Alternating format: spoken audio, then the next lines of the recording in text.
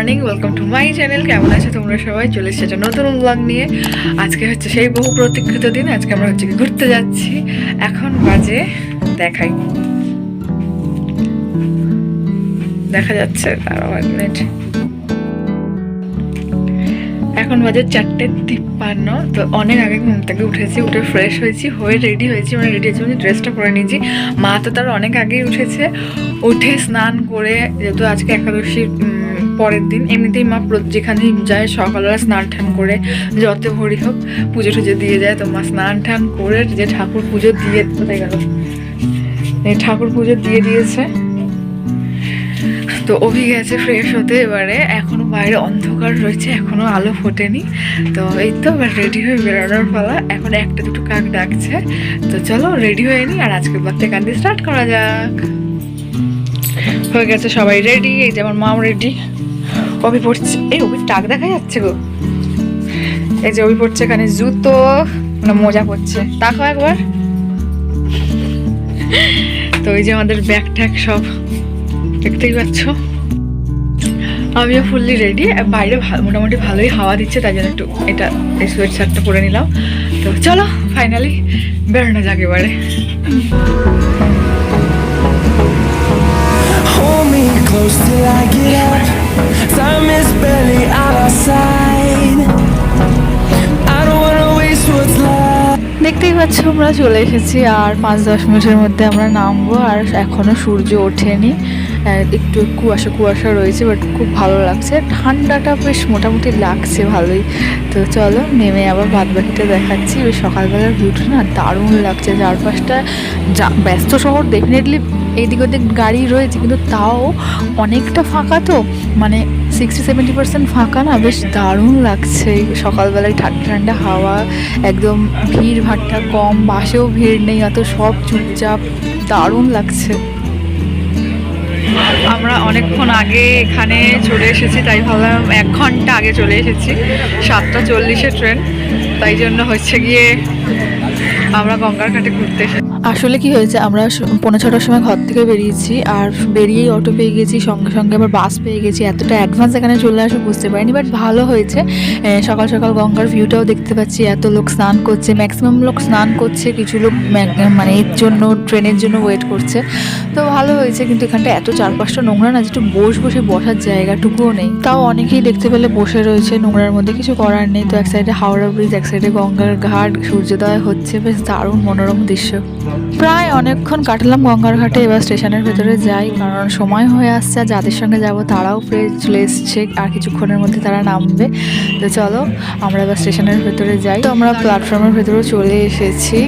যারা আসছে তারা উলুবেড়িয়া থেকেই আসছে ট্রেনে করে। তো তারা আসলে একসঙ্গে ট্রেনে উঠবো। তো আমাদের ট্রেন চলে এসেছে, দেখতে পাচ্ছ। তাদের সঙ্গে আমাদের দেখাও হয়ে গেছে। এবার ট্রেনে ওঠার পালা, জার্নি স্টার্ট। তো খুব এক্সাইটেড, ভালো লাগছে, বেশ আনন্দ হচ্ছে। আর সব চেনা জানার মধ্যে। তো অ্যাকচুয়ালি অভি সব ম্যাক্সিমাম এখানে সব বন্ধু আছে, আর হচ্ছে কি তাদের ফ্যামিলি আছে, 2টো ফ্রেন্ড, তাদের ফ্যামিলি। আর এটা হচ্ছে সবচেয়ে ছোট সদস্য, আমাদের ট্যুরের সবচেয়ে ছোট্ট মেম্বার। ও যে এতটা কোঅপারেট করেছে গোটা জার্নিটাতে, মানে ধারণার বাইরে। আর কত কিউট দেখো। ওর নাম ত্রিভু। তোমরা মনে হয় এর আগে একটা ছোট্ট ব্লগে দেখেছিলে, ওর অন্নপ্রাশনে গেছিলাম আমরা। তো এই যে সবাই মিলে বসে তারপরে মুড়ি ঠুড়ি খাওয়া হচ্ছিল, ওখানে ওরা মুড়ি ঠুড়ি নিয়ে এসেছিলো। আর এই মহাশয় ব্যক্তি হচ্ছে আমাদের সেকেন্ড ছোট সদস্য। যেহেতু তখন আমরা উঠেছি প্রায় 8টা বেজে গেছে, তারপর 8:30 রকম টাইমে হয়ে গেছিলো। তারপর সব খাওয়া দাওয়া হচ্ছিলো। ওখানে টোটাল 15টা সিট নেওয়া হয়েছিল, বাট 15টা সিটে কেউ বসেনি, সব এক জায়গায় বসে হাসি মজা করা হচ্ছিলো। এটাই তো একটা মজা না, ট্রেনে যেতে যেতে সবাই একসঙ্গে যাবে, মজা করবে। তো আমাদের যেহেতু এক্সপ্রেস ট্রেনের টিকিট কাটা হয়েছিল, তো অনেকটা যাওয়ার পর একটা স্টেশনে গিয়ে থেমেছিল। এই একটাই স্টেশনে থেমেছিল। অনেকটা যাওয়ার পর আমার ঠিক এই স্টেশনটার নামটা খেয়াল নেই, আমি দেখিনি তখন। তো তখন আমরা এরকম গেটের সামনে দাঁড়িয়ে ফটো তুলছিলাম। তো দেখতেই পাচ্ছ নেমে গেছি আমরা স্টেশনে। এটা হচ্ছে নবদ্বীপ ধাম স্টেশন। তো এখান থেকে আমরা হচ্ছে গিয়ে তারপরে নদী পেরিয়ে মায়াপুরে যাব। তো এখানে নেমে হচ্ছে কি সবাই দেখছিল যে যার ব্যাগ ঠিকঠাক আছে কিনা, সব ঠিকঠাক নিয়ে নামা হয়েছে কিনা। তো এখানে নামার পর এখানে যেহেতু টিফিন করা হবে তখন অলরেডি 10:30টার মতো এরকম বেজে গেছিলো। তো এখানে এখন ফটো তোলা হচ্ছে, তারপরে বেরিয়ে খাওয়া হবে। তার স্টেশনের বাইরে এখন এখান থেকে তো সবই নিরামিষ খাওয়া স্টার্ট হয়ে গেছে। স্টেশনের বাইরে লুচি আর ছোলার ডাল এরকম বিক্রি হচ্ছিল, তো সেখানে খাওয়া দাওয়া কমপ্লিট করা হলো। খাওয়া দাওয়া শেষে আমরা এরকম টোটোয় উঠে পড়েছি। তোমরা অনেকেই জানো যে নবদ্বীপ ধামে নেমে টোটোয় করে তোমার খেয়াঘাটে যেতে হয়, কারণ ডিস্টেন্সটা অনেকটা। তো এখানে যেহেতু অনেক আমাদের সঙ্গে বয়স্ক মানুষরাও ছিল, তো আস্তে ধীরে সুস্থেই যাওয়া হচ্ছিল, কারণ খুব বেশি তাড়াহুড়ো করা হচ্ছিল না। আর এখানে একটা ভালো ব্যাপার হচ্ছে গিয়ে প্রতি 15 মিনিট অন্তর অন্তর হচ্ছে গিয়ে এরকম লঞ্চ ছাড়া হয়। এখানে এত বেশি দর্শনার্থীর ভিড়, ওপারের মানুষ এপারে আর এপারের মানুষ ওপারে, এত বেশি কাজবাজ, মানে এটাই ওদের যেহেতু জীবিকা, তো সেই কারণে 15 মিনিট অন্তর অন্তর এত বড় বড় লঞ্চ হচ্ছে গিয়ে পারাপার করা হয়। আর অনেক রাত অবধি হচ্ছে গিয়ে এই লঞ্চ চলে, যেটা আমরা এখানে এসে জানলাম। তো দেখতেই পাচ্ছ লঞ্চ ছেড়ে দিয়েছে, এবারে আমাদের নবদ্বীপ ধামে পা রাখার পালা। তো অনেক বেশি মনটা একটা অন্যরকম ভেতর থেকে ফিল কাজ করছিল। তার মধ্যে অনেক সবাই টায়ার্ড ছিল, অনেক ভোরে উঠতে হয়েছে। আমরা তো তাও বাড়ি থেকে বেরিয়েছি 4:45 ওরকম টাইমে, আর ওরা যেহেতু আমার শ্বশুর বাড়ি মানে উলুবেড়িয়ার ওই সাইড দিয়ে এসেছে, ওরা অনেক ভোরে বেরিয়েছে বাড়ি থেকে, প্রায় 3:30 পৌনে 4 ওরকম নাগাদ বেরিয়েছে। তো ওরা আরও বেশি টায়ার্ড ছিল। আর ওখানে একজন মহিলা ছিলেন, মানে উনি ঠাম্মা হন, উনি অনেক বেশি বয়স ওনার, উনি প্রায় 90-র কাছাকাছি এজ, বাট উনি এত বেশি স্ট্রং ছিলেন যে ওই রকম এজে আমরা কোথায় যাব ধারণার বাইরে। উনি আমাদের সঙ্গে সমস্ত কিছু হেঁটে হেঁটে ঘুরে, মানে ভালোভাবে আমাদের সঙ্গে উনি দর্শন করেছেন, ঘুরেছে। নেমে করেছি আমরা এই পারে, এরকম বাঁশের শাঁখো করা রয়েছে, তো হেঁটে আমরা মেন রাস্তায় যাচ্ছি।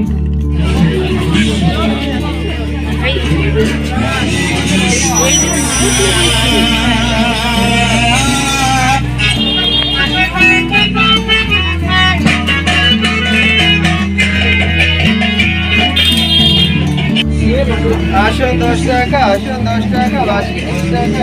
এখন না যাও, বাবার কাছে একটা কিনে দেব মান্টুর জন্য।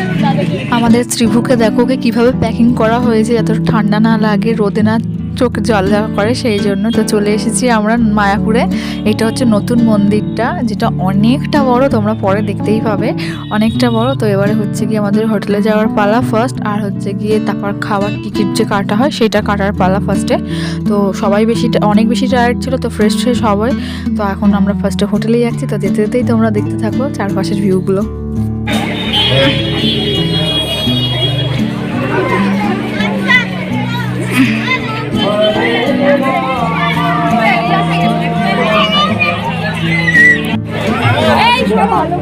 এটা ভালো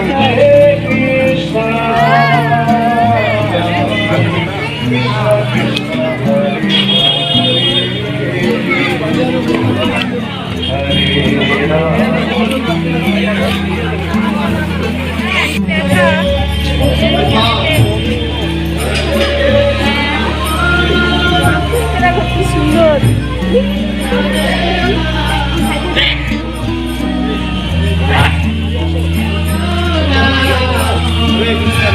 সবাই ক্লান্ত, মুখ চোখ থেকে বুঝতেই পারছো একদম শুকিয়ে গেছে সবার মুখ চোখের অবস্থা।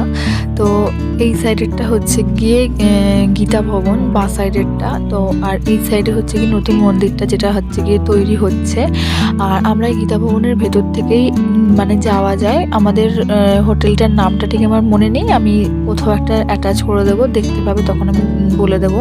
তো আমরা প্রথমে হোটেলটা খুঁজে পাইনি, আমাদের মেন রোডে নেমে ওইখান থেকে ঢুকে গেলেই হতো। আমরা খুঁজে না পাওয়ার কারণে আমরা এই ভেতরটা দিয়ে যাচ্ছি। একটু ঘুরতে হয়েছিল, কিন্তু এত টায়ার্ডনেসের মধ্যেও এই যে সুন্দর সুন্দর দৃশ্যগুলো দেখছিলাম না, মনটার ভেতরে একটা অন্যরকম মানে মেডিসিনের মতন কাজ করছিল, এত সুন্দর। আর এই ফুলগুলো না, মানে প্রতিটা জায়গায় যাচ্ছি রং বেরঙের ফুল, মানে এত ভালো লাগছে এগুলো, মানে দেখেই একটা মনের মধ্যে একটা শান্তি কাজ করছে, একটা অন্যরকম অনুভূতি কাজ করছিল যে এত চারপাশটা রংচঙে, এত সুন্দর কালারফুল জিনিস দেখবে একটা ম্যাজিকের মতন কাজ করে। চারপাশে দেখো যত দূর চোখ যায় এরকম হচ্ছে কি ফুলের বাগান। তো খুব খুব সুন্দর ছিল দৃশ্যটা, অত রোদের মধ্যে, অত টায়ার্ডের মধ্যেও জাস্ট ম্যাজিকের মতন সব কিছু মানে পাল্টে যাচ্ছিলো ভাবনা চিন্তাগুলো। তো অবশেষে আমরা রাস্তা খুঁজে পেয়েছি, তো আমরা ভেতরে ঢুকেছি। এই যে গীতা ভবনটা ছিল, গীতা ভবন থেকে পেরিয়ে একটা ছোট মার্কেট আছে, তার পাশেই হচ্ছে গিয়ে আমাদের হোটেলটা ছিল। অবশেষে আমরা হোটেল খুঁজে পেয়েছিলাম। আমাদের হোটেলের নাম ছিল না মাহাত্তা ভবন। আর হচ্ছে কি রিসেপশনের কাজ বা সব অনেক কিছু ফর্মালিটিস কমপ্লিট করার পর আমরা এন্টার করেছি, তখন অলমোস্ট 12:30 কোনো একটা এরকম বাজে। তো চলো রুম টুকটা দিয়ে দিই। এটা হচ্ছে কি আমাদের রুম, এটা অ্যাটাচ ওয়াশরুম আর ছোট ছোট সিঙ্গেল বেড। এটা আমরা জয়েন্ট করে নেব, জয়েন্ট করলে 3 জনের আরামসে হয়ে যাবে।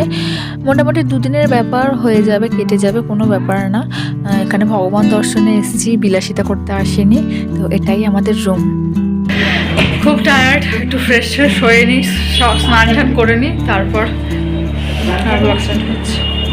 আমরা যে হোটেলটায় ছিলাম তার পাশেই হচ্ছে কি একদম তার পাশেই হচ্ছে কি গদা ভবন, যেখানে হচ্ছে গিয়ে দুপুরে খাবারটা খাওয়ানো হয়, মানে লাঞ্চটা ওখানে দেওয়া হয়।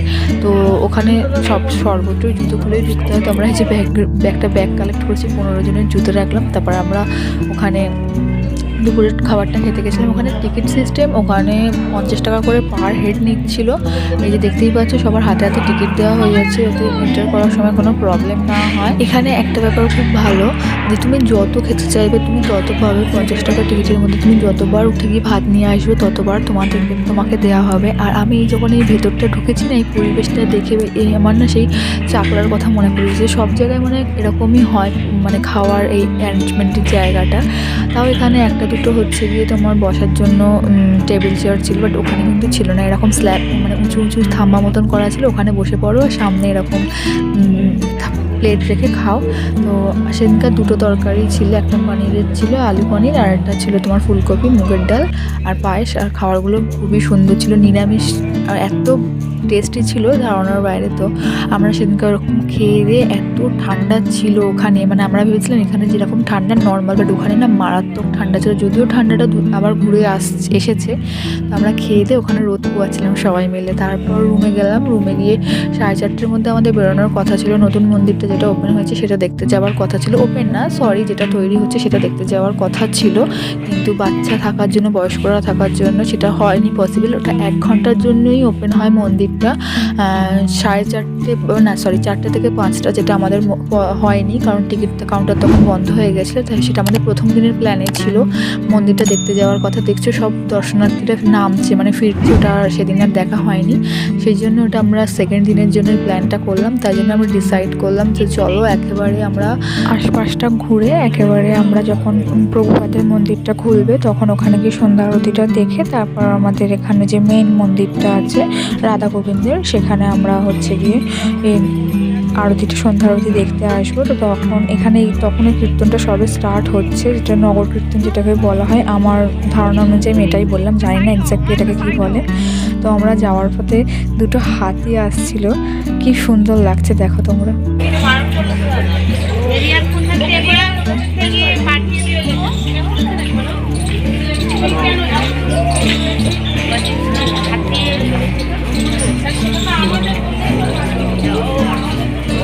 পরে দেখলাম আর কিছু দেবে।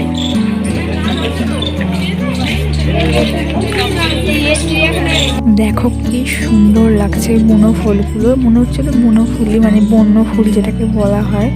কি অসাধারণ সুন্দর না, যেদিকে চোখ তাকাচ্ছে একদম চোখটা জুড়িয়ে যাচ্ছে। তো মেইন যে রাধা গোবিন্দের মন্দিরটা আছে তার পিছন দিকে পার্ক মতন একটা করা রয়েছে, খুব সুন্দর। বিকালের দিকে এখানে এই পড়ন্ত রোদে এত সুন্দর লাগছে চারপাশটা। তবে হ্যাঁ, ভালো রকমই ঠান্ডা ছিল। এত মনোরম পরিবেশ যে মানুষের এমনিই গেলে মন ভালো হয়ে যাবে। চারিদিকের অ্যাটমসফিয়ারটা এত বেশি সুন্দর ছিল। আমার মা তো বলছিল যে আমি এখানে থেকে যাই, তোরা চলে যা। সত্যি খুবই সুন্দর ওখানে চারপাশটা। তো পার্কের ভেতরেও তো ঢুকে গেছি, এরকম ফোয়ারা ছিল এখানে, আর এই ফোয়ারার এখানে অনেকে পয়েন্ট দিচ্ছিল। আর বেশ ঠান্ডা কিন্তু ছিল এই সামনেটায়, কারণ ফোয়ারার এই জলগুলো ছিটছিটে আসছিল, তো চারপাশটা বেশ ঠান্ডা লাগছিল। আর তোমার এইখানে না, চলো আর একটু সামনেটায় যাই, তোমাদেরকে দেখাচ্ছি। বেশ বড় বড় মাছ ছিল, গোল্ডেন ফিশই হবে, ওগুলো অরেঞ্জ কালারের ছিল। কি অসাধারণ সুন্দর লাগছে পড়ন্ত বিকেল। এই দেখো কতগুলো মাছ, ওরা পার্টিকুলার এই একটা জায়গাতেই রয়েছে, এপাশ ওপাশ যাচ্ছে না, এই এক জায়গাতেই রয়েছে। আমার মানে ফোন নিয়ে ক্যামেরাতে ছোটো ছোটো মনে হচ্ছে, কিন্তু এগুলো কিন্তু অনেক বড়ো ছিল এই মাছগুলো। বেশ ভালো লাগছে দেখতে। চলো পার্কের ওই শেষ প্রান্তে হচ্ছে কি সুন্দর ফুলের বাগানটা দেখো। এগুলো কি ফুল আমি ঠিক নাম জানি না, অতটুকুই বা আমি জানি। তো আমার চোখে এত সুন্দর লাগছে, এত অপূর্ব লাগছে। তোমরা ফোনে দেখে যত না ভাবছো, সামনে থেকে গিয়ে দেখলে বুঝতে পারছো যে কত সুন্দর রং বেরঙের। আর একসঙ্গে এত ফুল তো বেশ দারুণ লাগছে দেখতে।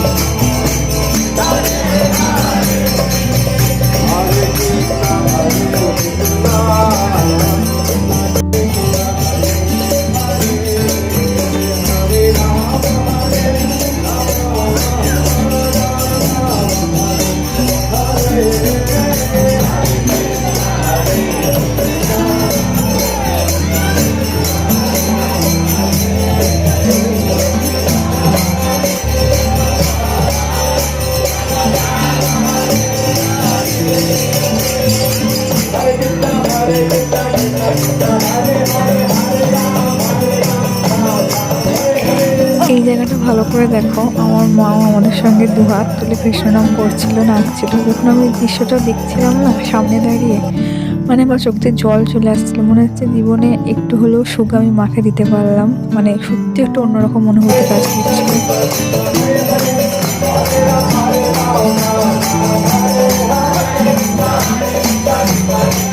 তারপর আমরা ওখান থেকে চলে গেলাম ডিরেক্ট প্রভুপাদের মন্দিরের ওখানটায়। তো ওখানে চারপাশটা আমি ক্যাপচার করেছি। প্রায় মন্দিরটাও খুলতে খুলতে 5:30 6টা রকম হয়ে যায়। তখন ওখানে সন্ধ্যা আরতি হয়, তো ফোন জমা নিয়ে নেয় সব ওখানে। তো আমি চারপাশের ভিউটাই আমি ক্যাপচার করেছি। দেখো কতটা সুন্দর চারপাশটা। তারপর আমি ফোনটা রেখে হচ্ছে গিয়ে আমি মন্দিরের ভিতরে গেছিলাম। যখন আমি মন্দির থেকে বেরিয়েছি তখন প্রায় অনেক সন্ধ্যা হয়ে গেছে। তারপর ওখান থেকে আবার গেছিলাম মেন রাধা গোবিন্দের মন্দিরে, যেখানেও ফোন অ্যালাউ ছিল না, তাই আমি আর কিছু ক্যাপচার করতে পারিনি। এটাই আমার শেষ ট্রিপ ছিল এখানে। তারপরে আমরা যখন হোটেলে যখন আমরা ফিরেছি তখন হচ্ছে গিয়ে অনেক রাত হয়ে গেছে। তখন আমরা আবার সেই গদা ভবনে রাতে ডিনার করতে গেছিলাম। সেই সেমভাবেই বসেছিলাম খেতে। তো এখানে তখন পরিবেশন করা হচ্ছিলো। দুপুরেরটা যখন হাতে হাতে নেওয়া হচ্ছিলো, আর তখন রাতেরটা হচ্ছে কি বসে পড়ার পর ওরা পরিবেশন করছিল। রুটি ছিল, ভাত ছিল, 2টো সবজি ছিল, ডাল ছিল। তো এটাই। আর ব্লগটা বেশি টানবো না, বেশি লং করবো না। তো কেমন লাগলো আজকের ব্লগটা আমাকে কমেন্টে জানিও। আমি আমার দিক থেকে চেষ্টা করেছি। আজকের ব্লগটা এই অবধি।